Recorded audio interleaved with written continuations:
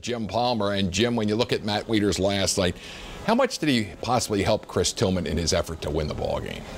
Well, I think they're very comfortable. I mean, they go all the way back to Double-A Bowie, and when Chris came back to the big leagues in the middle of 2012, I mean, he had a marvelous performance up in Seattle. He's throwing 96 through 126 pitches, still throwing 95, 96 in the ninth inning. And I looked at Matt and I said, where did that come from? He said, that's the way he threw in Double-A. So they've been together forever.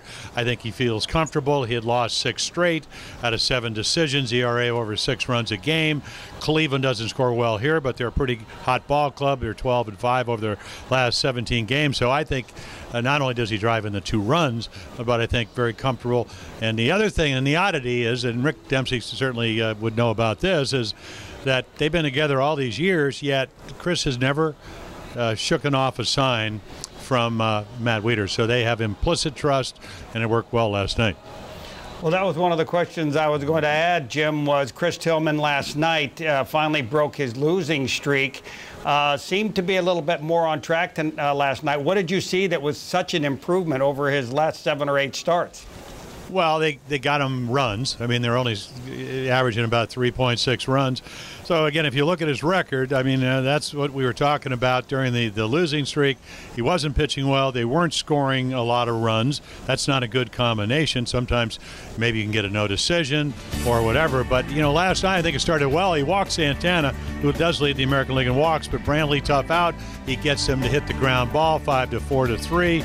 And then didn't have a lot of strikeouts, but Moss has been hot, struck him out. Murphy thought this ball was off the plate, pretty tight zone, and then Bourne couldn't catch up with that high fastball. But I think the one thing to really answer your question is he dropped some curveballs off early.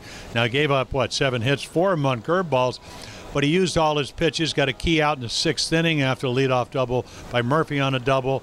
Horrible base running play. They got him at third base, and then he got Moss to ground out to Davis at the end of the inning. So I think just a confident thing. But what I like about Chris Tillman so much is they ran into him down in the dugout today, and he said, you know what, he's still got a lot of work to do.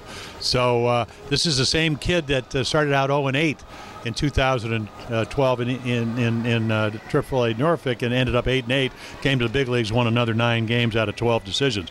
So he's not done for the year, and it's a good sign that Wieters is back, and he pitched much, much better last night. And, Jim, speaking of Wieters being back, also J.J. Hardy being able to start last night. Can the Orioles get some momentum rolling here in June, getting some of these top-notch players back in the lineup? Well, you'd like to think so. I mean, it's not easy coming and playing Cleveland. They played the last 14 series. Cleveland has won 13 of them. So Salazar, as you guys talked about, is 5-1. He's got probably, the 4th or 5th highest fastball velocity at 95. Got a great split to go with it. But Ubaldo has never, ever beaten Cleveland, and ERA is about 11, so you think that favors them, but this is a different Ubaldo Jimenez. So I think all in all, I'd take my chances. I think Chad Fairchild is doing the home plate umpiring. If Ubaldo gets a low strike today, I think he'll have a real good game. Jim, as always.